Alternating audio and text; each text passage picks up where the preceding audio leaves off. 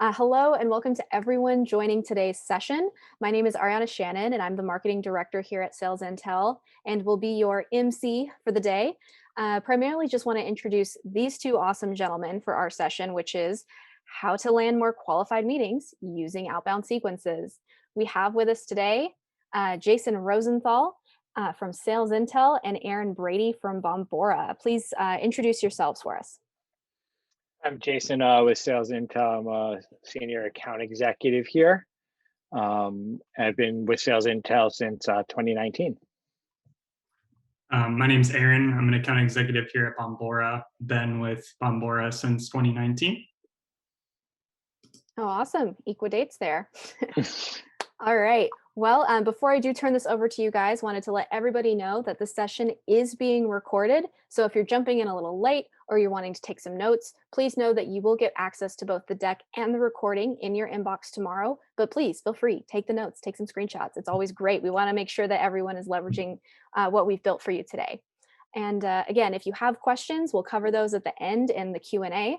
But otherwise, they're going to start digging into the content. So today's agenda: know your personas, 3 data-driven outbound sequences for your team, which is going to be fantastic. I saw this earlier. You will definitely want to take a look at that. And then, of course, targeting at scale. We always want to do more of what we've got.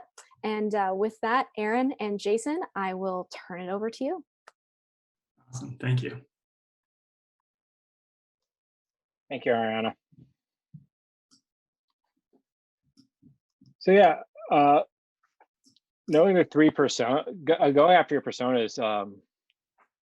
But actually, Jason, let's start out with some terms we're going to throw out here today, just so they know what we're talking about ahead of time. First one being Bombora, specifically Bombora being a data provider that tells you which businesses are researching the products and services that you and your competitors sell. And the second term being company surge data, which is the product Bombora sells, which identifies when businesses are actively researching these products or services, ultimately signaling a buying intent. And the cool part about it is it's not just about a business consuming content on a topic, it's about them doing this research significantly more than they usually do. We create a benchmark for their normal behavior.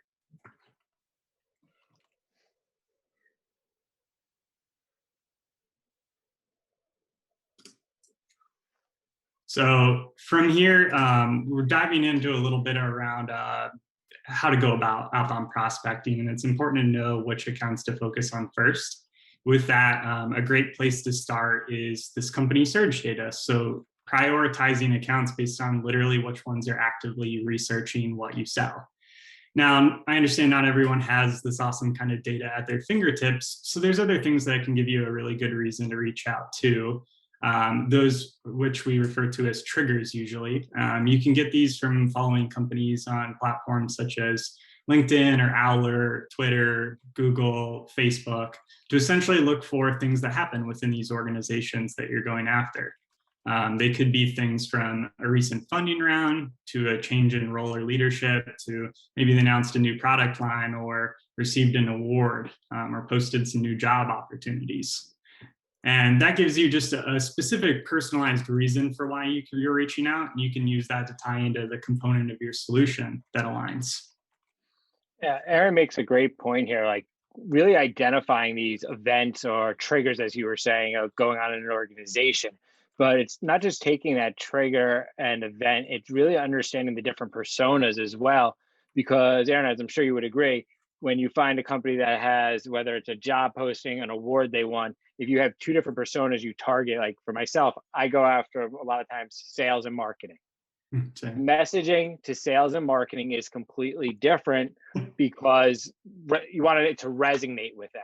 So you have to understand your personas. So it's using this information where it's the triggers, if you have access to Bombora, those surge reports, and then being able to identify the correct persona to tailor that messaging or sequence or cadence that you're going to be putting those people through that's going to be resonating with them to increase your bookings. Couldn't agree more too. So not just knowing what personas to target, but what their priorities are, what their challenges are too, so that way you can resonate as much as possible with them. And like you said, we're very lucky with us being at Sales Intel. We have that information, just like you have those surge reports that you're able to identify. And it's also just being able to do that type of research to get in front of those people.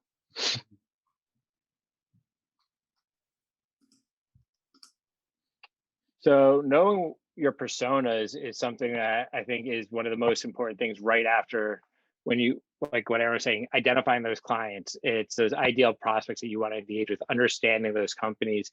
But so you want to understand the firmographics behind them. Start with the top level information. For me, I always want to go on the firmographics, also understanding my market. There's a market where I know sales intel fits in, but there's also the market that I understand the best. So I try to start with firmographic information on where I sell the best. And I segment the data. So I start on the top line and then I start segmenting the data down. And then what I would do is I will segment off of the account level. And I start building that list out down to the contacts. But then what you personally I like to do is layer in that level of intent over that, because the whole side for me is I want to use it as a predictive analytic. So I have to prioritize our day, and we are all spread so thin today. So what it comes down to is if I know I need to get my contact data, I want to make sure I'm targeting the right contacts at the companies that are a fit for my solution. And in today's market, you need to be multi-threaded. So we were talking about contact data, mobile, direct phone numbers, email, but also adding in that layer of like social media too when you're doing this outreach, to be able to hit on all different channels, because we don't know where our audience is going to have the most will have the most reaction to.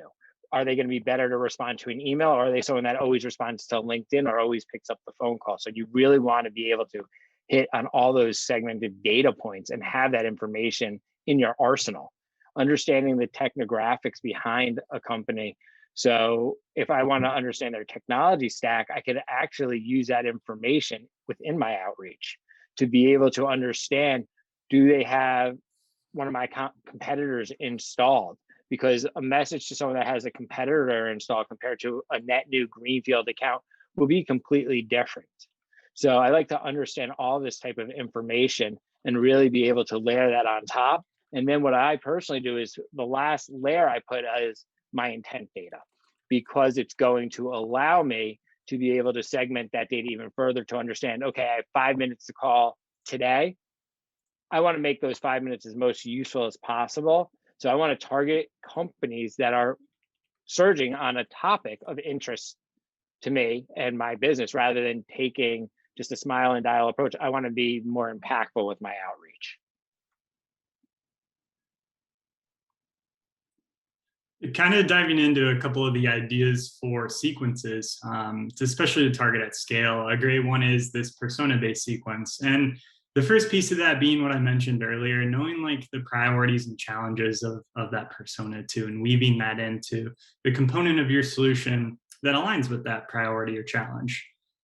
So to give you an idea of some like email copy to use, for an example, like at myself, I target a lot of different sales and marketing roles. One of those personas example is a sales development manager. They typically manage a team of sales development reps who are responsible for booking meetings for a closing sales rep, for example.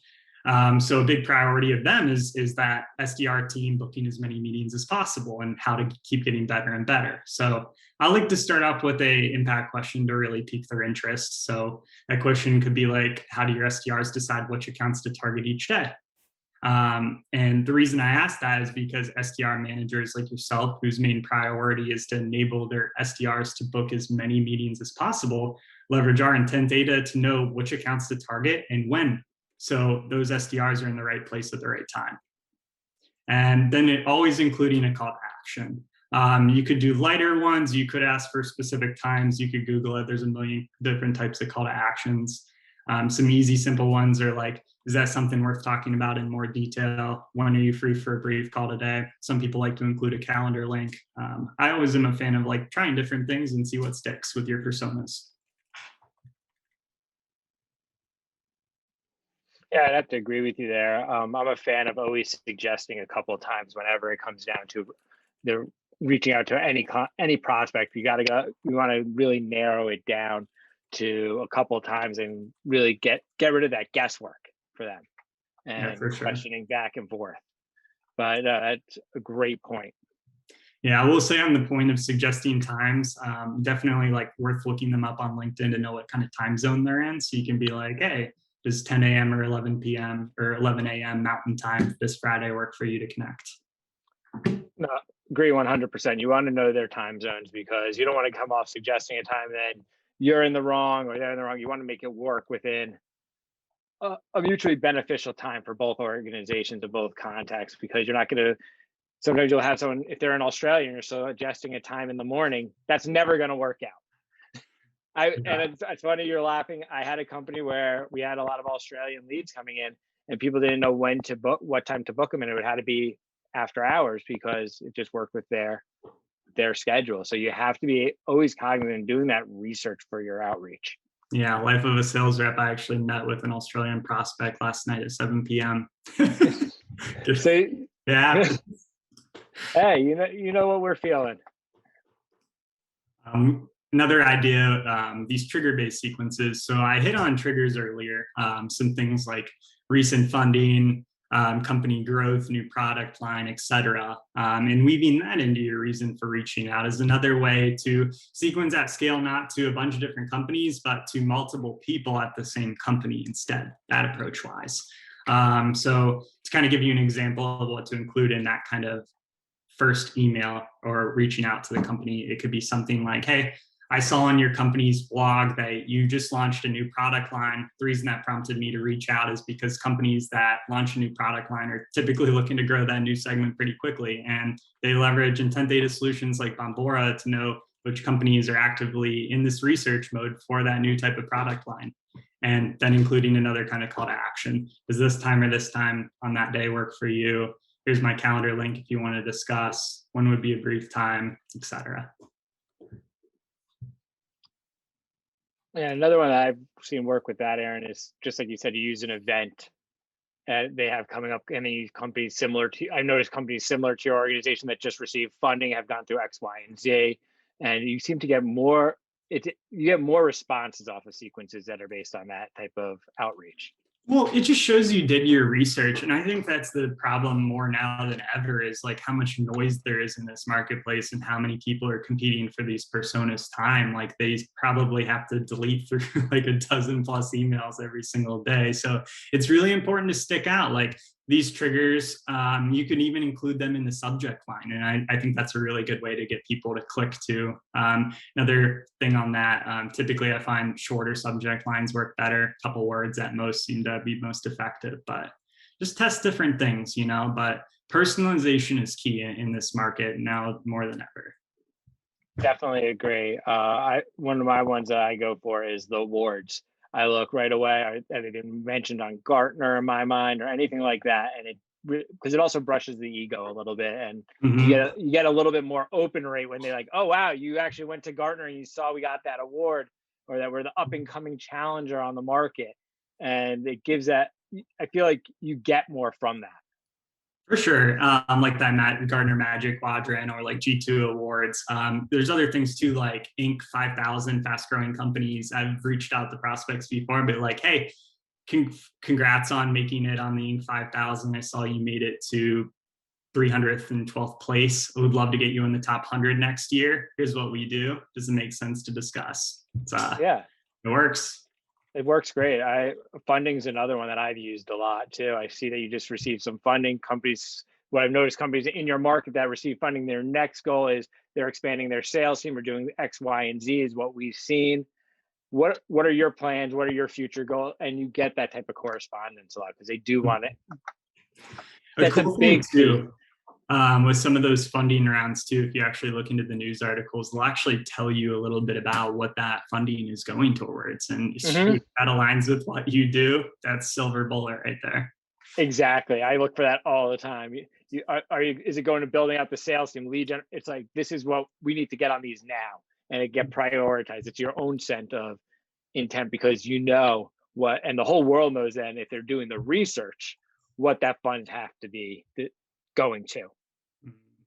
And the cool thing about doing these research too, when you're cold calling, for example, too, it's pretty easy to just pull up this first email that you sent to a prospect and pretty much almost read it verbatim to them, because it's the exact reason for why you're reaching out. And it's way different than someone that's just spam calling 100 plus people every single day. You know, you're coming to them specifically with a reason. Once again, I gotta agree there. It's nice. You can make the call, you can look up that last email, you know your value add right there, how you help that organization, why you're reaching out. They answer the phone. Even if they don't, you can give a great message around what you sent to them and make it resonate. I do recommend, if you do leave a message, try to keep it short and concise, just like that email subject line, to get that reply, because it's all about bringing the value. And whether it's on an email, on a correspondence, it's all about leading with value. What's good? What's the value of me taking this call? What's the value of me responding to this email? Most definitely. A lot of times, even with those voicemails too, I like to reference the reason, like my email and why I'm reaching out to them specifically. Like, so that way don't even need to call me back. Just send an email back with sometimes, or I sent you a few times, just let me know it works. Exactly. It's you and I are in the same boat with that. It works really nicely. We could probably talk about prospecting forever, Jason. Well, after the amount of time we've probably been in this industry, I feel like we've all had the prospecting. I feel like my first job in prospecting was, you got a yellow pages, and the days have changed since then, and it's way nicer, way more efficient than the days of calling through the yellow pages and hoping to get someone. I got lucky and missed that stage. Tons of respect to you for that one. It's as grind as it gets. We should dive into another different type of sequences too.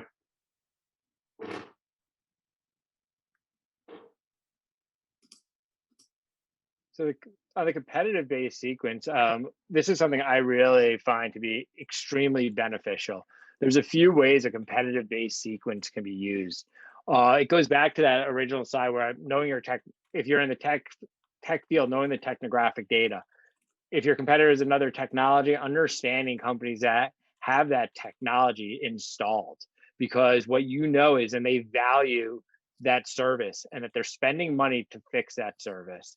But what you could do with that information is also layer on, one, you're identifying the key stakeholders that you help within those organizations.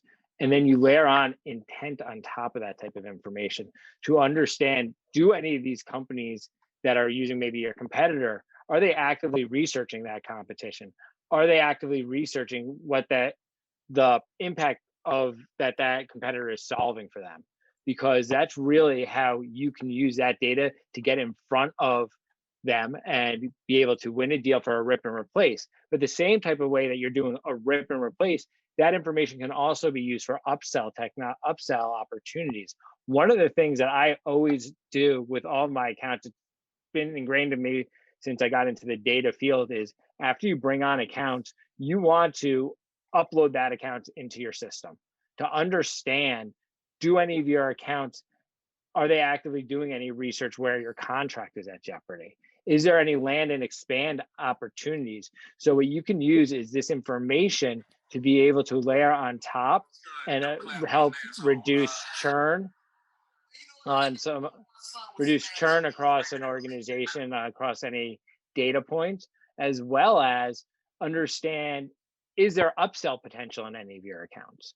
And that's something I've always coached people to do. One of the things we do, I know, is we upload our accounts, we run them against on board to understand, is there any upsell? And this is also good with those trigger events like we were talking about before, Aaron. If you know your upsell opportunities and you know your accounts, you know your clientele, and you know they just got around to funding, and you, like you said, it tells you where it's going. Let's say it's going to sales. They're going to have to increase their sales. This is going to give you an opportunity to potentially expand an account for us.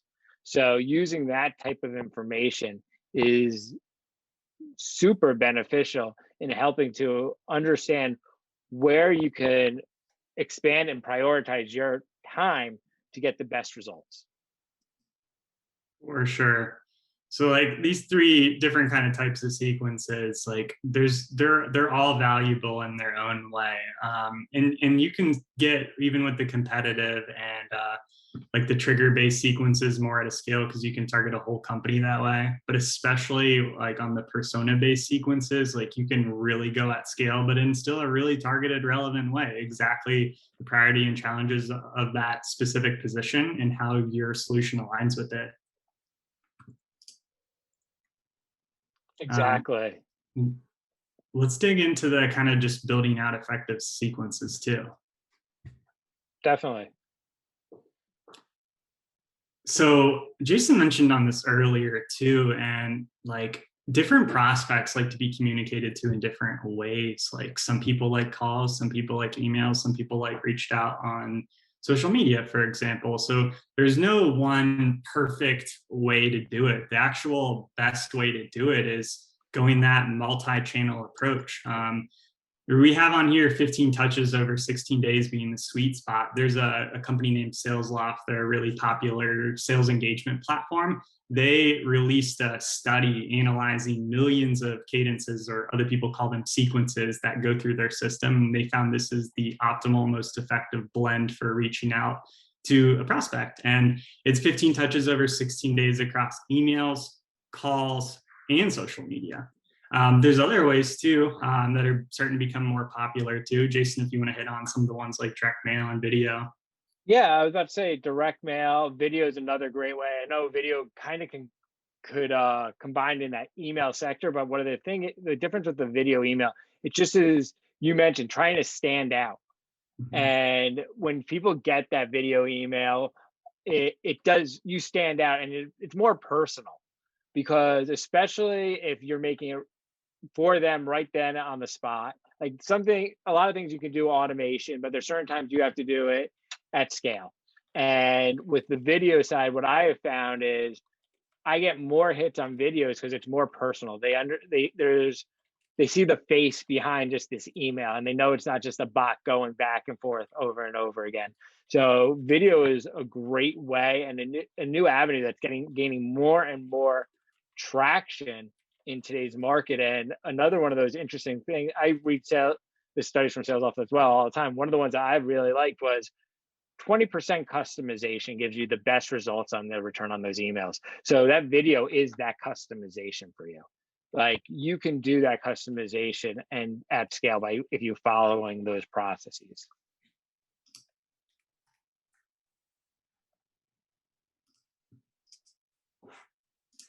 And then you have like the advanced ABM approach, as well as experiential marketing, video. It's just all these different, it's a multi-pronged approach. We want to hit people wherever they can get the message. And I'm guilty of sending gifts myself to people where it's like, I know I'm a big skier. I know this person is a skier, and it's been a deal I've been trying to work in. Maybe I can relate over something as small as a little gift that relates to skiing, and you get a call back.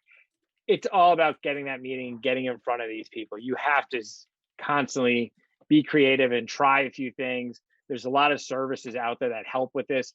It could be getting a cup of coffee. Any of these things they're more arrows in our quiver, our arsenal, that we can pull out. Some of you are probably wondering, like, how would I even find out if a prospect is a skier too? Some of the good ways I'm usually checking is, like, I always look at the about sections within LinkedIn on people. Sometimes you'll see some really gold personalization that, if you want to get really creative, even weaving in like the slopes and snowboarding or skiing specifically to your solution too, just to really stand out. At the end of the day, it's just being different from the noise out there. Another way is looking on Twitter, if the prospect does a Twitter, to try to see some of their interests or things like that, passions. And Twitter is, I feel like, that one untapped area that everyone forgets. All of us all go to LinkedIn. Twitter's the untapped secret for B2B. It is, whether it's on the prospecting side, for me, I use Twitter to understand what's going on after I've booked a meeting and I'm working with these companies. What's going on in their social media landscape? Do they share everything on LinkedIn? Sometimes they're sharing stuff on Twitter, which is different types of content than what you share on LinkedIn, to allow you to customize even more messaging to progress those opportunities faster. For sure. If some of you have like target account lists that you work off of, I highly encourage you follow a lot of your top accounts on like LinkedIn, on Twitter, on Facebook. Like even like make a group or like an account just for Twitter or Facebook for the business end, and essentially just have that bookmark where you pull it up at the end of or the beginning of each day, and you can see what's going on within all those companies to look for triggers really easy. That's one way you get those triggers very quickly. If you have a LinkedIn Navigator account, you upload all those lists, they'll give you those triggers because those companies brag very quickly. Once they get funding or anything like that, all that information is publicly shared and it's going to be going across the web. So if you can the faster you get that information into your hands, the quicker you can reach out to these organizations to book those meetings. Mm-hmm. I said personalization is key earlier. I also want to add efficiency in organization. It's all a part of the puzzle. Yeah, that goes back to, I guess, doing everything at scale. Yeah, for sure. Which is the point of this webinar. Yeah, exactly. Another little statistic for y'all, we can't say it enough, like multi-channel is the way to go. Statistics show 400% on average about more likely to reach these prospects, not just email, not just call, not just LinkedIn, doing different ones.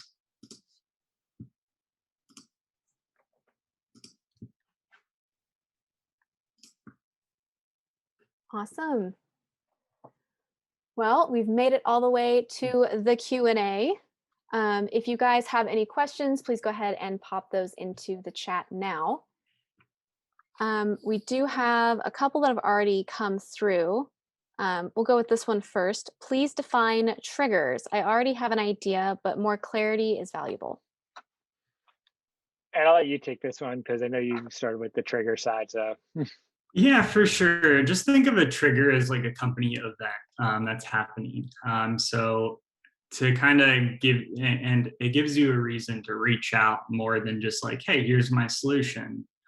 Here's some customers do you want to meet. So like triggers, I mentioned them earlier, some of them are like recent funding, could be company growth, it could be a new product line. It could be some like just kind of like general PR that was released or a webinar that the prospect was on. Hopefully that gives you some ideas. There's a lot of triggers up there. I encourage you to Google like B2B prospect triggers. I'm sure there's lists out there. A few more questions from someone that says, I don't think I've done any video mail. Any examples of one that I could see? Yeah, you could definitely Google some examples. I know there's a bunch of solutions out there, like companies like Vidyard, CoVideo. There's a ton of them, Mama, and all these solutions give examples. It's it's just a different way to differentiate yourself, and it comes from market to market. You still want to have the content that's going to resonate with your audience when you're doing those videos. Some of the ones you mentioned, like BombBomb and Vidyard too. I know some of them, I don't know which ones, but offer free trials. So you can just give it a shot without having any kind of pay commitment as well to see if it's resonating with the personas you're targeting. Yep. Another really good one is CoVideo that we've worked with. I don't know if they have a free trial, so I won't speak to that one, but they're very awesome. There's a lot of solutions out there for you guys. Mm-hmm. All right, so we have another question. When you're working through the bottom of an organization and have found significant pain points, how do you like to inject those into your outreach to senior leadership? Is it too forward to reference specific conversations with other members of the org? That's a great question. And I think it also depends on your market. For me, if I get someone that's referenced something and they've asked me to reach out to someone, I think it's a great way of getting that meeting faster, to put it right even in the title. But a lot of times that's coming, if I go senior, a lot of times I'm starting at the highest level. If I get like a CRO and he tells me to speak to John, I'm going to put that CRO's name right in the email and said, John has asked me to reach out to you, or John referred me. But I think it's fine to put that in your title because it shows that you did the research, they find value in your solution, that they're telling you to reach out to their senior leadership. And it brings you more credibility.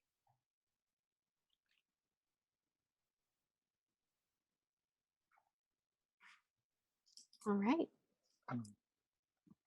So another one we have coming in.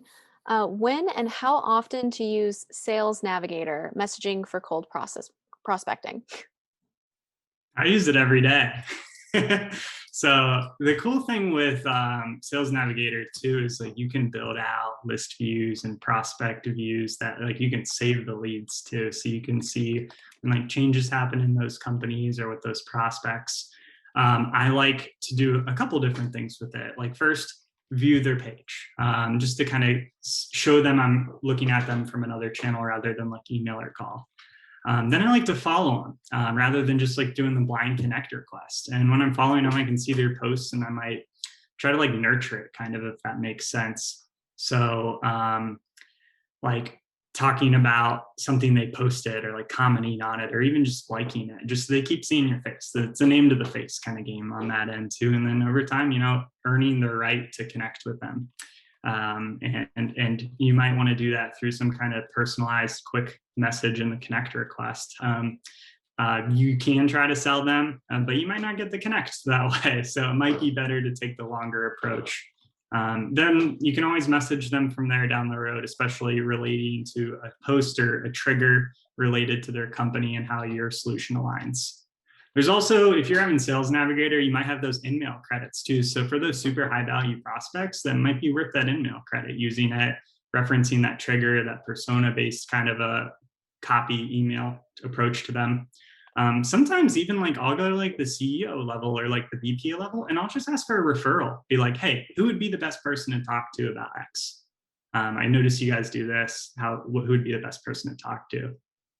And sometimes that gets me exactly to the right person. And I can literally just be like, hey, this person told me to talk to you. They're your VP or your CEO.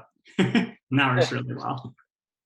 Those are always the best ones. They have to take those meetings, which is awesome. And I will say, being at a data company, I'm also using Navigator every single day.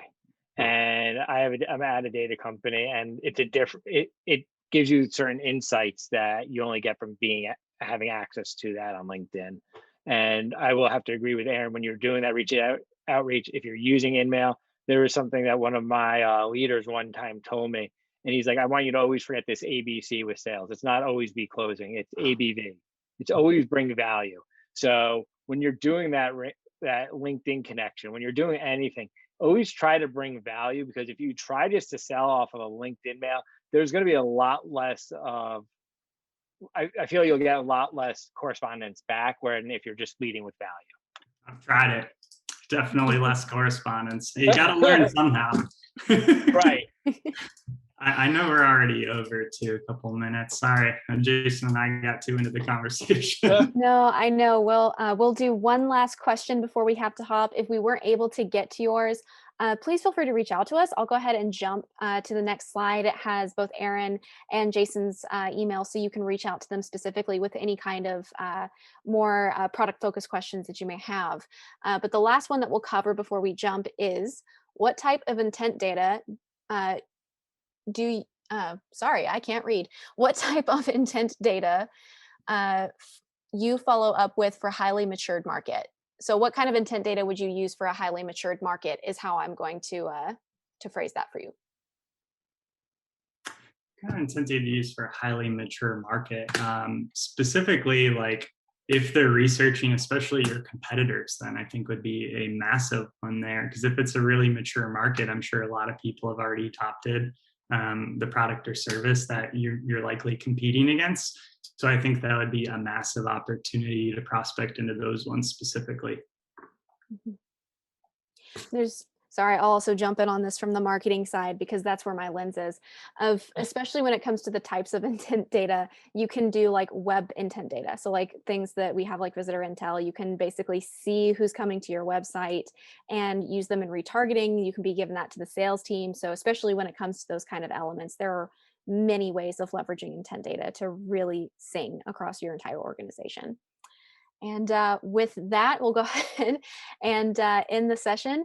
Thank you, Aaron. Thank you, Jason, so much for being with us and sharing your experience and your expertise. Really do appreciate it. And thank you, everyone, for joining us today. Have a wonderful afternoon, and look out for the recap in your inbox.